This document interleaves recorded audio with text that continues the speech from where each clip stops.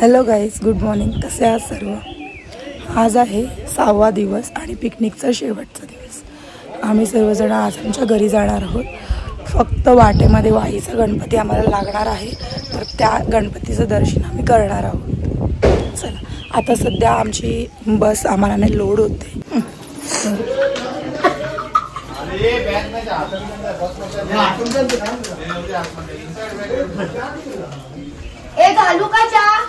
काल संध्याकाळपासून हे असं वातावरण आहे. काल सकाळी थोडंसं ऊन होतं, दुपारपर्यंत ऊन होतं आणि त्यानंतर फॉग चालू झालेला आहे. तो अजूनही फॉग चालूच आहे. माझा आवाज थोडा बसलेला आहे, सॉरी फॉर द व्हॉइस. इथे आल्यापासून थोडं वेदर क्लायमेट चेंजमुळे माझा आवाज बसलेला आहे. आता सध्या चहा घेतो, चहा घ्यायला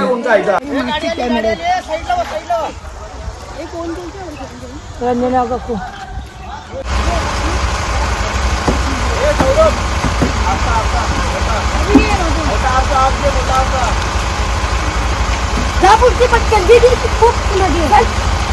चला तुम्ही परत करा ना.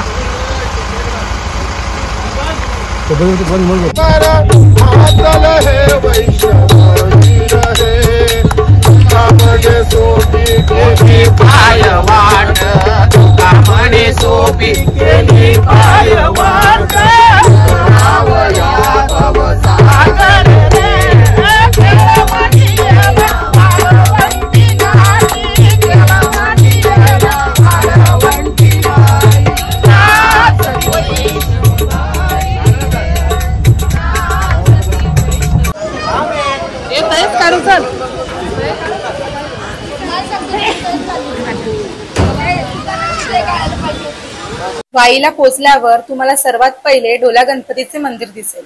गणपती घाट हा वाईमधील सर्वात जास्त भेट दिले जाणारा नदी घाट आहे. वाई शहरात पोहोचताच तुम्हाला पवित्र कृष्णा नदीच्या काठावर मंदिराचा एक छोटा समूह दिसेल.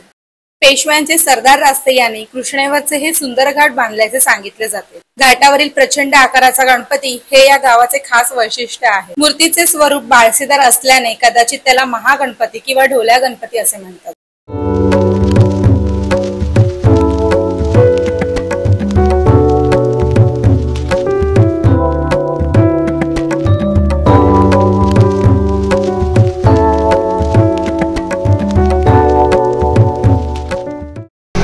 आम्ही आता काळूबाईच्या गडावर चाललेलो आहोत. वाई ते काळूबाई जवळजवळ 22 किलोमीटरचं अंतर आहे. तर आम्ही आता पोचलेलो आहोत. आता 11:30 वाजून गेलेत आणि दर्शनाला बघूया आता गर्दी आहे की नाही माहीत नाही, गेल्यावर कळेल. चला, समुद्र सपाटीपासून सुमारे 5000 फूट वरती हा मांडारगड आहे आणि त्यावर काळूबाई बसलेली आहे. ती एक पार्वतीचं रूप आहे असं म्हणतात आणि नवसाला पावणारी देवी आहे ही. मला काय बोलायचंय? काळूबाईच्या नावानं चांग भलं. आम्ही बऱ्याच वेळा इथे येऊन गेलेलो आहोत. खूप छान वाटतं इथे आल्यावर आम्हाला. आम्ही पोचलोय मेन गेट जवळ.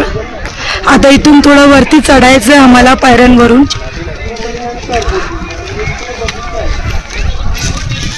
बाबू हाय कर. बघा, एवढ्या पायऱ्या चढून वरती मंदिर आहे.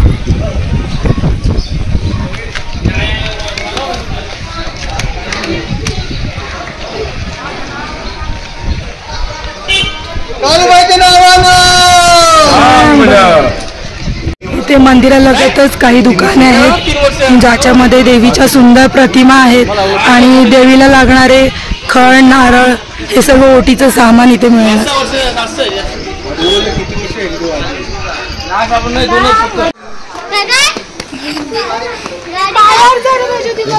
माझी बाची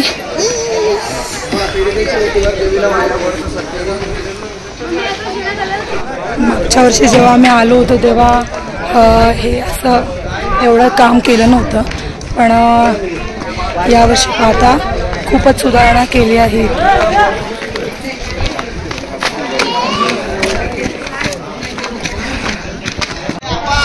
मंदिराचा कलश गर्दी नाहीये. वातावरण पण छान आहे.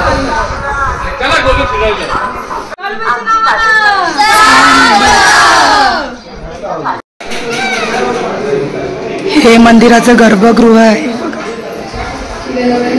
आणि मंदिरामध्ये गर्दी कमी असल्यामुळे दर्शन पण अगदी खूप छान झालेलं आहे. काळूबाईची स्वयंभू अशी चतुर्भुज मूर्ती आहे आणि तिच्या उजव्या हातामध्ये तलवार आणि त्रिशूल आहे, तर डाव्या हातामध्ये ढाल आणि तिने एका दैत्याची मान धरलेली आहे. तिच्या पायाखाली दैत्य आहे आणि ही देवी नवसाला पावते.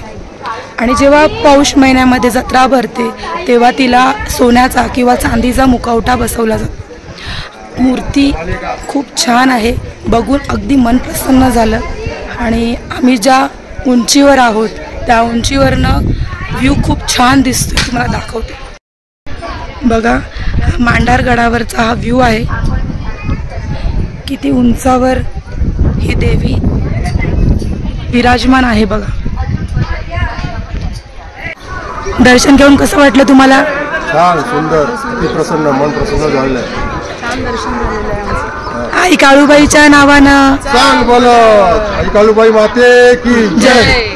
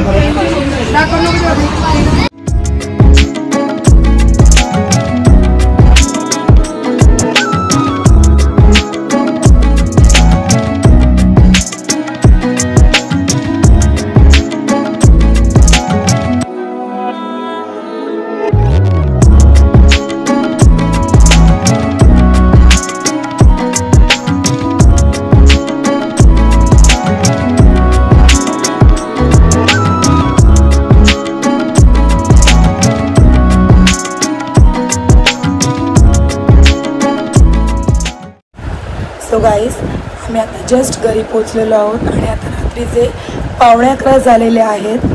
आम्ही लवकरात लवकर घरी येण्याचा प्रयत्न केला, कारण हा प्रवास खूप मोठा होता. 250 किलोमीटरचा हा प्रवास होता, त्यामुळे आम्ही कुठेही रस्त्यात उतरलो नाही, कुठेही टाईमपास केला नाही. लवकरात लवकर घरी येण्याचा प्रयत्न केला आणि सगळेच खूप कंटाळलेले होतो. हा 4 ते 6 दिवसांचा प्रवास होता आणि याच्यामध्ये हे 6 दिवस कधी निघून गेले काही कळालं नाही. खूप एन्जॉयमेंट झाली, खूप मजा झाली, खूप मेमरीज गोळा केल्या. सो एवढंच म्हणेन. माझे ब्लॉग जर तुम्हाला बघायला आवडत असतील तर माझ्या चॅनलला लाईक, शेअर, सबस्क्राईब करायला विसरू नका.